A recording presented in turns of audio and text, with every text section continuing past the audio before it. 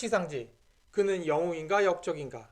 한국에서 그를 보는 시각은 대체로 민족을 배신한 반역자라는 평가가 지배적입니다.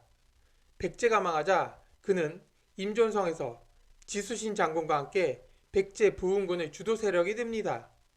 천연의 요새였던 임존성, 그리고 엄청난 무력과 지력을 소유했던 흑치상지를 중심으로 백제 부흥군은 백제의 마지막 수도였던 사비성 근처를 거의 탈환하며 백제 복원의 꿈을 꾸고 있었습니다.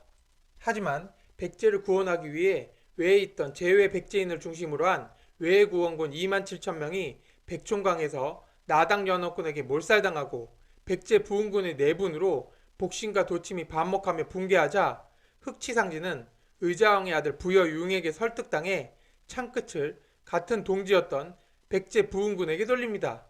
정황상 부흥운동이 실패했고 부여융이 당나라의 자기를 받아 백제를 당나라의 제후국으로 독립시킬 수 있다 생각한 것으로 보이지만 자세한 내막은 그들만이 알고 있습니다.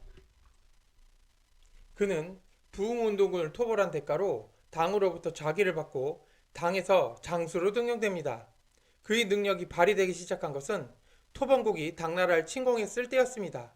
당 장군 이형경이 토번에게 포위돼 몰살당할 위기에 처하자 흑치상지는 결사대 500을 이끌고 그를 구해내었으며 토번군이 붕괴하며 18만 당군은 죽지 않고 살아 돌아가게 됩니다.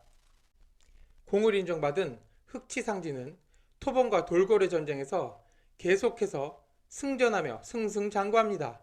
그 밑에 군대를 모두 백제인들로 구성하여 당내 백제 유민의 입지를 강화하던 중 당시 정권을 잡고 있던 측천무는 당을 침공한 돌고를 토벌하라 명을 내립니다.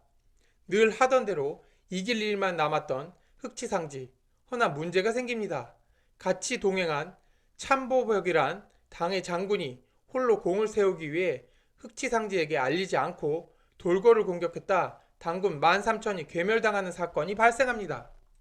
측천무는 패전의 책임을 물어 찬보벽을 죽이고 흑치상지도 벌을 내리려 할 때 흑치상지를 시기하던 당의 장수들이 그가 모반을 꾀하였다 무고를 하게 됩니다.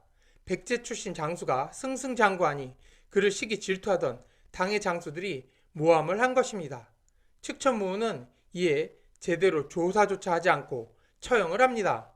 그가 역모를 꾀하지 않았을 수도 있다. 그렇다고 그걸 아니라고 할 물증도 없다. 그럼 그냥 신경 쓸 거 없이 깨끗이 처형하면 그만이다. 이런 생각에 당의 출신이 아닌 번장이었던 흑치상지는 제대로 된 대응 한번 못해보고 역적으로 처형당하게 됩니다. 수십 년 뒤 고구려 유민 출신 고선지 장군의 죽음과 똑같은 죽음으로 결말되는 것은 나라를 잃은 자는 아무도 믿지 않고 아무것도 누릴 수 없다는 걸 역사에선 알려주고 있습니다.